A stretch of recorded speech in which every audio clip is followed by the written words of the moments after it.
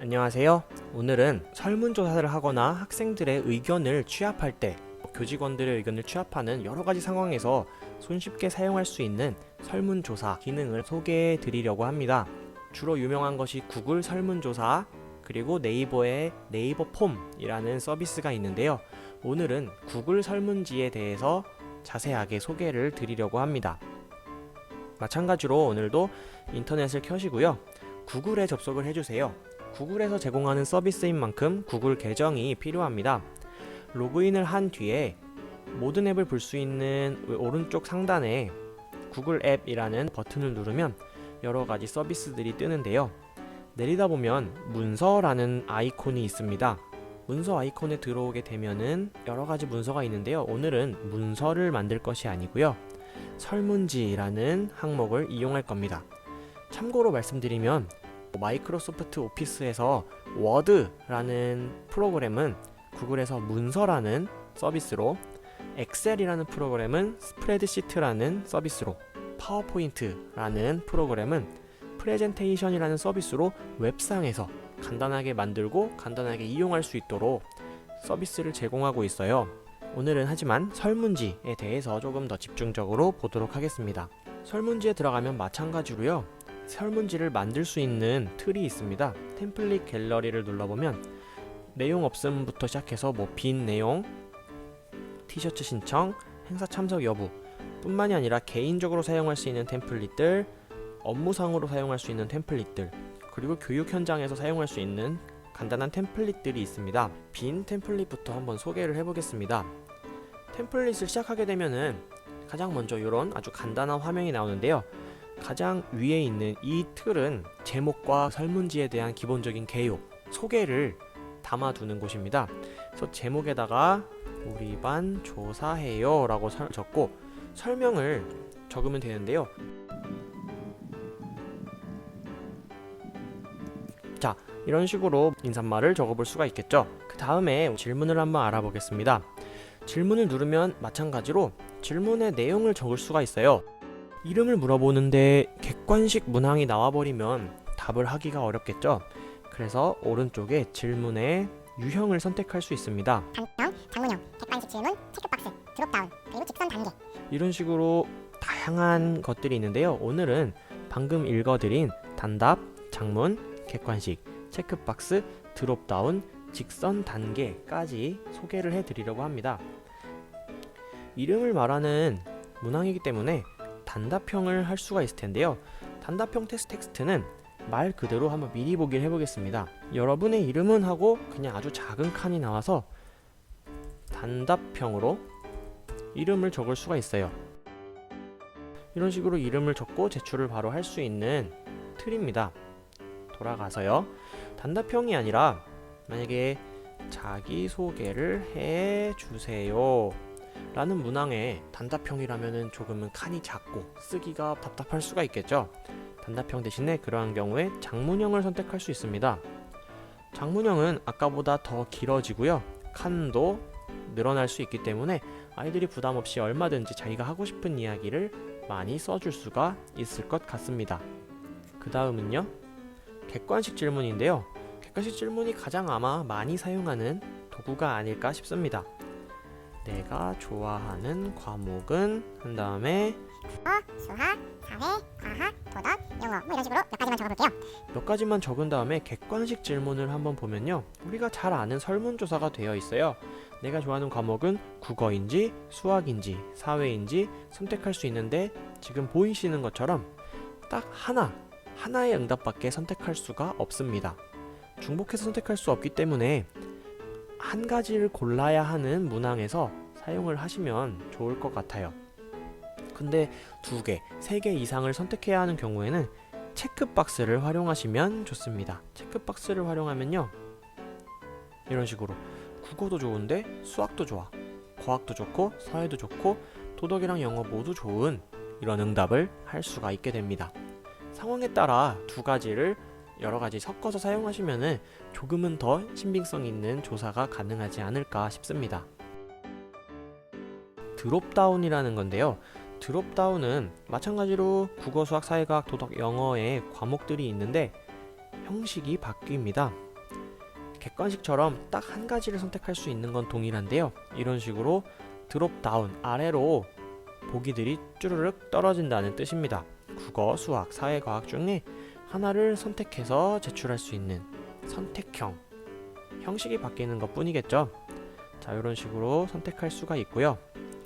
마지막으로 직선 단계라는 거는요, 나는 국어를 얼마나 좋아할까요? 라는 거에 별로 안 좋아한다, 굉장히 많이 좋아한다, 이런 식으로 선택을 하게 되면 우리 뭐 심리 검사나 뭐 이런 행동 검사 이런 거에서 알 수 있는 별로 안 좋아한다가 1점일 때, 굉장히 많이 좋아한다가 5점일 때 나는 얼마 정도 좋아하는 걸까? 선호도를 파악하기에 조금은 더 최적화되어 있는 질문 형식이 아닐까 싶습니다. 이런 식으로 많은 단계를 알아봤는데요. 뭐 국어를 얼마나 좋아할까요? 하고서 질문을 추가 여러 개 할 수 있겠죠. 뭐 수학을 얼마나 좋아할까요? 그런데 국어, 수학 뭐 여러 가지 과목을 물어보고 다른 주제의 질문을 하고 싶다 할 때 바로 여기에 제목 및 설명 추가를 하게 되면 맨 위에 우리가 했던 우리 반 조사해요라는 것과 비슷하게 또 다른 이제 섹션을 시작하는 나를 소개해요 해서 마찬가지로 설명이나 그거에 대한 소개를 할 수가 있고요.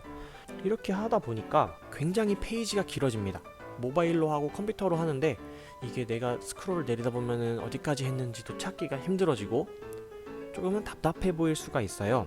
섹션 추가라는 것이 있습니다. 섹션 추가로 가면은 2중 1섹션, 두 개 중에 한 섹션이 하나가 완성됐고요. 그 다음부터는 2중 2섹션이 되는 거예요. 섹션 1에 다음 버튼을 누르면은 다음 섹션으로 진행하기가 자동으로 되고요. 이걸 한번 예를 들어보면은 이런 식이에요. 국어, 수학 여러 가지 물어본 다음에 한 페이지가 끝납니다. 다음 버튼을 누르면 이제 그 다음 섹션으로 넘어가서 또 다음 주제에 대한 것을 여러 페이지로 나누어서 응답할 수 있도록 하는 것이 섹션 구분 기능입니다. 자, 이런 식으로 작성을 하고요. 한 가지만 더 소개를 드리도록 하겠습니다. 2 더하기 2는 이라는 질문이 있을 때 1, 2, 3, 4, 5까지 할까요? 자, 이런 객관식 질문, 답이 무조건 정해져 있죠? 이런 식으로 답이 정해져 있는 경우에는 설정에 들어가면은 퀴즈라는 탭이 있는데요.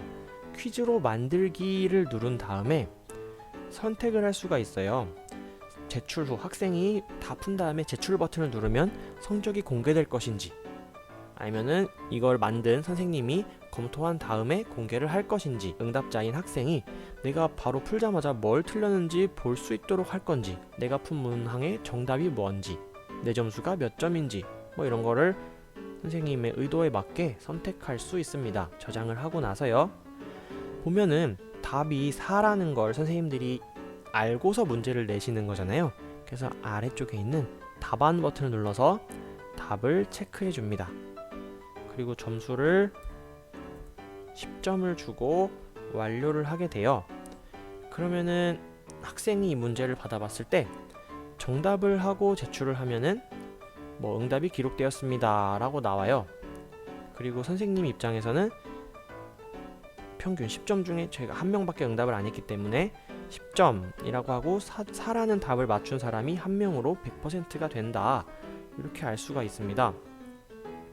근데 아까 설정에서 저희가 퀴즈에서 뭐 정답이나 점수를 볼 수 있도록 한다면 누군가가 여기에 뭐 4라고 제출했을 때 점수 보기 버튼이 생겨요.